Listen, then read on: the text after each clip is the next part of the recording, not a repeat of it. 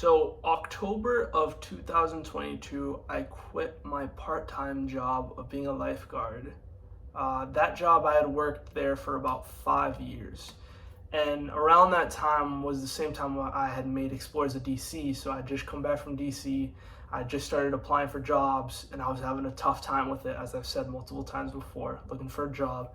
And my part-time job was no longer fitting my school schedule, so I had to leave from that job so I could focus on school and then also focus on my efforts for looking for a full-time job. But I still needed money in the meantime, so not only was I looking for a part-time job, I was also looking for a full-time job, and I was still at school. So November comes around and I'm just going through my university's department and I realized that, oh wow, I've been through this hallway so many times and I never realized that we have like an IT department. So I kind of run over to the IT department, look, and realize they have like a schedule for lab assistants. And I kind of stare at the lab assistant schedule a little bit more, and then I knock on the door. And the guy opens the door and he's like, hey, how you doing? This, and that. And I'm like, hey, I was wondering if you guys were hiring. And he kind of just like, kind of falls back a little bit. He kind of falters because it's just out of the blue, right? You don't usually ask somebody if you're hiring. You kind of just fill out a job application and you just go from there. So he was kind of just like taken aback a little bit. He was like, oh, like you're looking for a job? And I was like, yeah, like, I'm looking for a job. And he's like, listen, I don't have any positions right now, but come back to me right after Christmas. It was very weird. He was like, the day after Christmas, so the 26th of December, send me an email and I'll go check with the chancellor and see if we can get a bigger budget. Because if we can get that bigger budget, I'll be able to hire you. I'm like, oh, okay, say no more. So December rolls around and I still don't have a part-time job. And these full-time job applications are just getting even harder and harder for me. It's just, I just can't find a job, even though I'm gonna graduate with a degree. And it was just really frustrating at the time. And classes obviously aren't helping because those are my main focus. So I send the email to this guy. I'm like, hey, like, would you be able to hire me? And then he sends me an email back. He just says, YES period. And I'm like, oh, okay, all right, cool.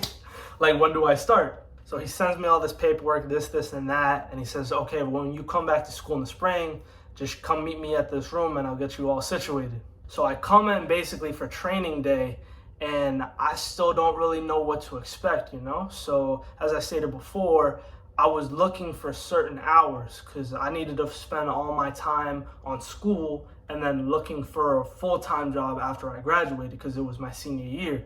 So I asked him like, hey, these would be the ideal hours. So he told me at the beginning that he'd only be able to give me 10 hours a week, which is perfect. I only needed to work part-time. I didn't actually need that many hours. I just needed something so I could pay for the gas and pay for food while I'm at school. So I said, okay, could I work 12 to 2 Monday, Wednesday, Friday? And on Tuesdays and Thursdays, could I work 5 to 7 p.m.? Now, for the IT department at my school, most of the stuff that was going on work-related wise was going to happen during the day. So I was thinking to myself, okay, I could probably get the hours Monday, Wednesday, Friday, but I probably won't get the hours Tuesday, Thursday. So he looks at my timesheet and then he looks up to me and he's like, yeah, sure. And I was just surprised. I was like, damn, like he really didn't need to give me those hours Tuesdays and Thursdays. And I've never been in a situation before where I got the exact hours that I wanted. And I was just like, I was so happy. I was like, damn, like I'm going to be able to do what I need to do and take care of my situation, but also be able to help him out in his situation with the IT department. And it's just a win-win. Everybody's in a win-win situation. So I work my first 2 weeks and it's finally time for payday. So I won't go into the specifics of it, but let's just say that my bank said that I needed $100 for an account to be open, right? So if I go below $100, like they're gonna close the account. If the number was $100, I probably had like $260 in my account, which has never happened in my life before. I've never been in a financially dire situation. I'm very fortunate. I'm very much a suburban kid. I really haven't had to I really haven't been in like a food scarcity situation. Not to say that I even was in that situation, but basically I've never been in like a dire situation. I've always had clothes, I've always had food, I've always had shelter, I've always been good. But in this situation, I was really kind of like strapped for cash, because for me, more or less, I was kind of on my own when it came to college. I had to figure out like loans on my own. My freshman year, I've never dormed at all, but especially my freshman year, I didn't have a car. So when it came to going to and fro from university, I was basically on my own. Sometimes I would ask my cousin that worked in the city where I went to university. Sometimes I would ask my best friend for a ride, and I would pay for gas for him. So I was basically on my own for the most part. So when that check finally came in the mail, I was able to start saving back up the money that I had lost while I had quit my job in the fall, and was just using money like for gas and for food all that time until I got hired. The other thing that was really great that I didn't find out until I started working on the job was that my job had catering. So as I stated before, most of my money went to gas and for food for the week. But now I didn't have to really worry about food, because every time for lunch I went into work, my job had catering. So that was another expense that I didn't have to worry about, which made my life a lot easier. And to take it back to my boss really quick, he really did a lot for me. For example, I work with his sons, like his actually biological sons. I work with 2 of them. And even though this was the case, he treated me like one of his sons. Every week we would come into work, and he'd have his own office, I have my own office, but we would always like stop at least once or twice a week just to talk about the NBA.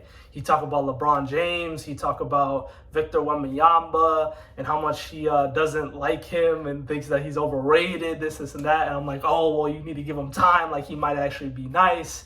And we talk about like the Nuggets, and we talk about like Sacramento and the Warriors and all that. And it was a genuine relationship that I had formed like with my boss, and he was like a really good dude. So not only, he didn't have to hire me, you know what I'm saying? He already had, I didn't mention this either, but he had enough people already that it could have been fine if he didn't hire me. But he decided to hire me, and also treated me with respect the whole time while I was there. And the other thing was that this was my last semester. Most of his employees are undergrads, so they're like freshmen and sophomores, so he's gonna have them for a couple more years. He only had me for 1 semester. He really didn't even have to do this at all, but out of the kindness of his heart, he decided to hire me. So he's a really kind dude. Another thing that happened in March of 2023 was that it was spring break. Or maybe it was February or April, I digress, whenever I had spring break, right?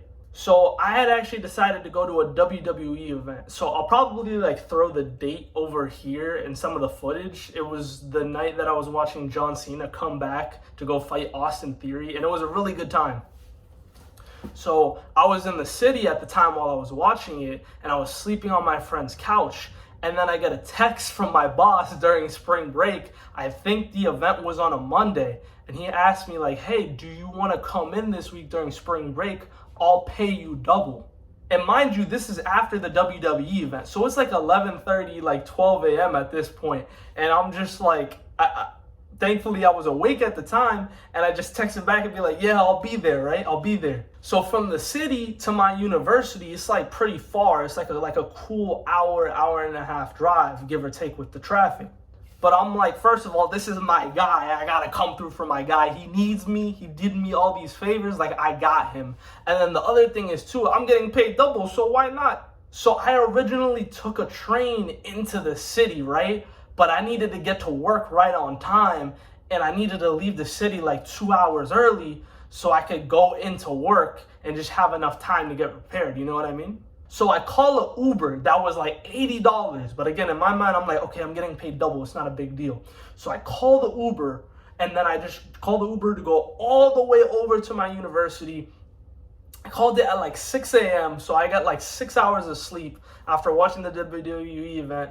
And I go over to work. I work like the whole day. I work like 8 hours. And then I come home, and then I just like crash on my bed. But I was just so damn happy.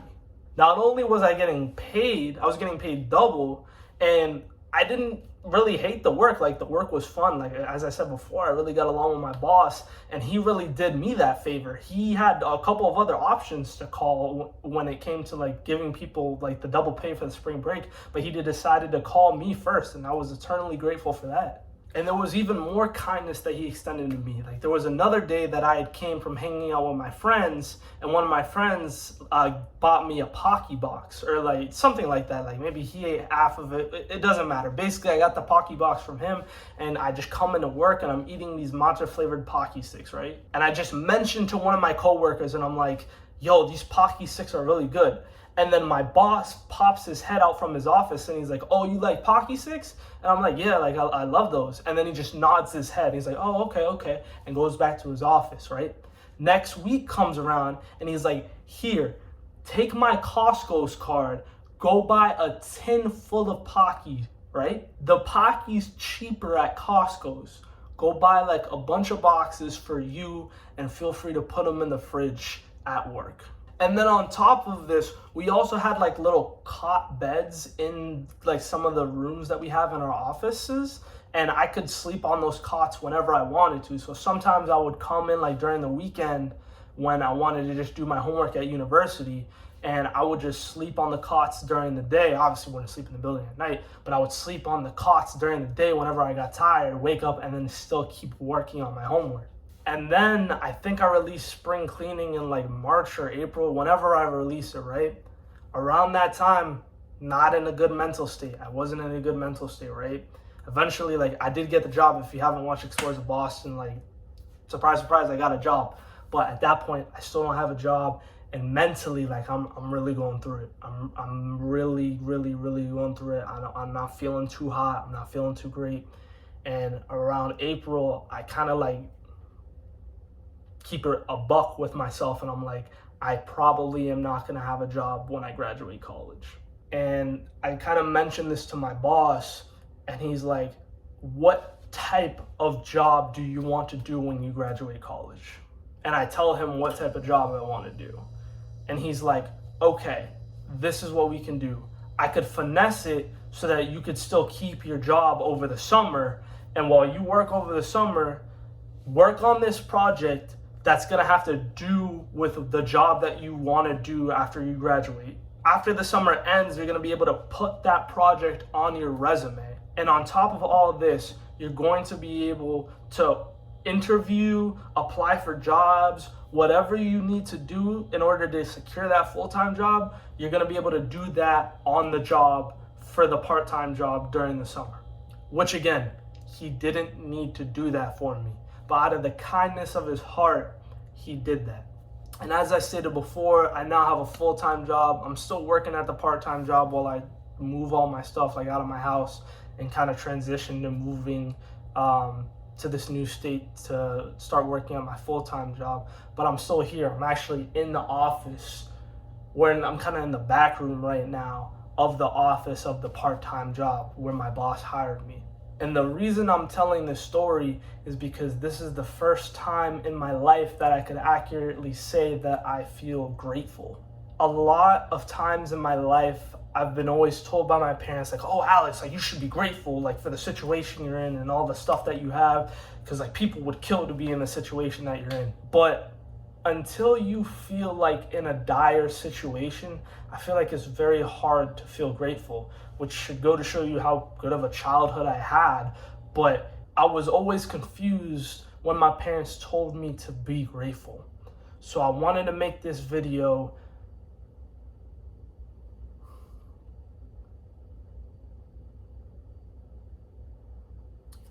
as a reminder to myself of how grateful I am to my boss for giving me this part-time job while I was in a tough situation, and for extending me the kindness that he did, and for showing me the true definition of gratitude.